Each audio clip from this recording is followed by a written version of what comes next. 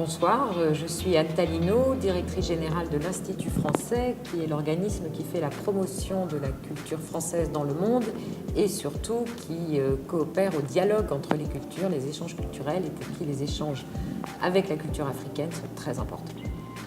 J'ai trouvé qu'il y avait une forme d'énergie et de dynamisme qui se dégageait de la soirée, un esprit d'entreprise, la volonté de créer des liens pour faire naître des projets. Ça a été, je pense, une soirée très enrichissante pour moi et avec de très agréables convives autour de la table. J'ai découvert le Club Efficience parce qu'au sein de l'Institut français, nous sommes l'héritier d'une longue politique de coopération avec le continent africain qui était au Quai d'Orsay et qui a été rapatriée à l'Institut français dans les années 2000.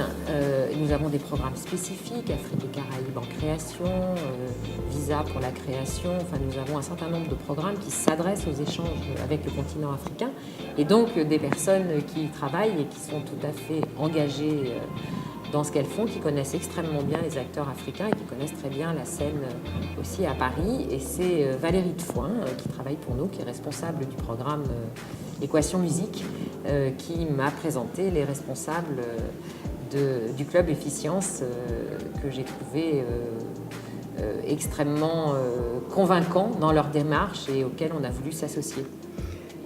Les trois directions dans lesquelles agit le Club Efficience, alors il y a d'abord le fonds d'investissement dont on a beaucoup parlé ce soir. Nous, on n'est pas très...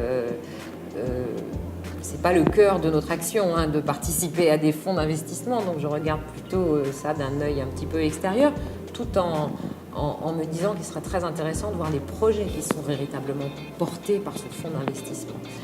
Il y a la direction des ressources humaines pour la promotion des jeunes élites à Paris. Et là, nous nous sommes engagés puisque Valérie Defoin, dont je parlais tout à l'heure, était la marraine cette année d'un jeune lauréat de bourse d'excellence et que par ailleurs, nous avons aussi tenté d'établir des ponts pour pouvoir avoir des stagiaires au sein de notre institut recommandés par le Club Efficience.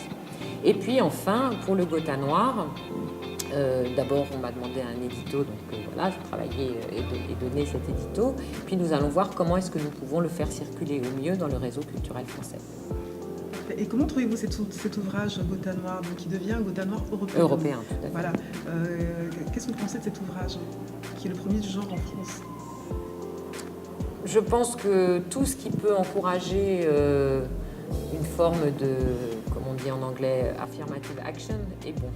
Donc je pense que c'est une très bonne chose et c'est surtout très bien de l'avoir décentré de la France vers l'Europe.